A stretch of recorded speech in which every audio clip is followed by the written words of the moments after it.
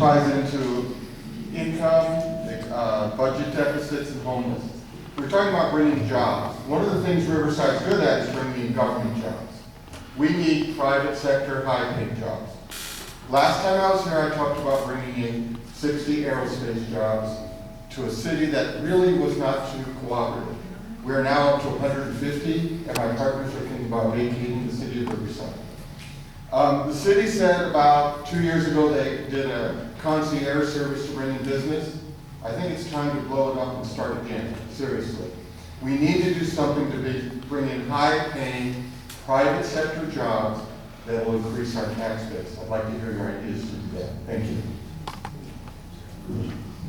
Mr. Fiore. One, I'm heartbroken to hear that. And please talk to me at the end of this meeting before anybody makes any rash decisions like that. And I couldn't agree with you more. Private sector jobs are how we're going to build this local economy. High-paying jobs. And bringing companies here that produce those jobs is vital.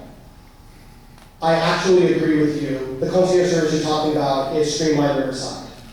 And again, the city of Riverside, as well-intentioned as it was a talking point. It was something that sounded good, and they did some stuff at City Hall. They improved the 3rd floor, but they didn't do a whole lot to actually make it more efficient and open business in the city of Riverside.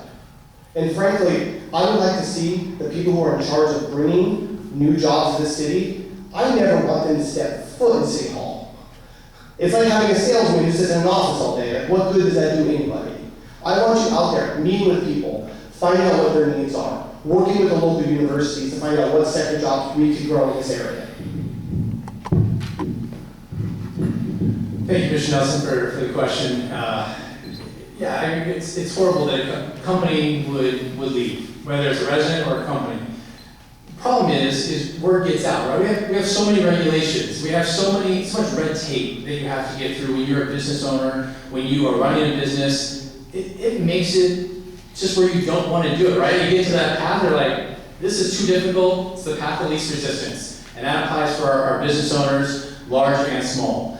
And unfortunately, word gets out. If Prism Industry or aerospace were to leave, guess what? Then the word would spread. However, if Prism decides to stay, right, just like the same way, the word would get out. We need to do more to foster so being business friendly is not a motto, but it's actually a reality.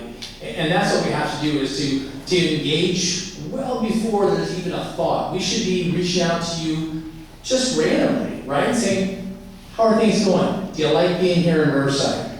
Right? A small personal touch would go so long, because that way we could address the problem before it ever ballooned out of control. I just want to comment a little bit about, Mr. Avery mentioned regulatory issues with the city of Riverside and how difficult it can be to open up a business. And as someone who now has 2 in the city, I can tell you that my experience 10 years ago and my experience this year were drastically different. But unfortunately, I feel that it has a lot to do with the relationships I've built in City Hall and the experiences I've had in the city. And unfortunately, I feel if you're a newcomer to the city or you're a new business owner, you get treated a little bit differently than if you know people. And that's something I think needs to change immediately, because if there is no fairness, we can't move forward.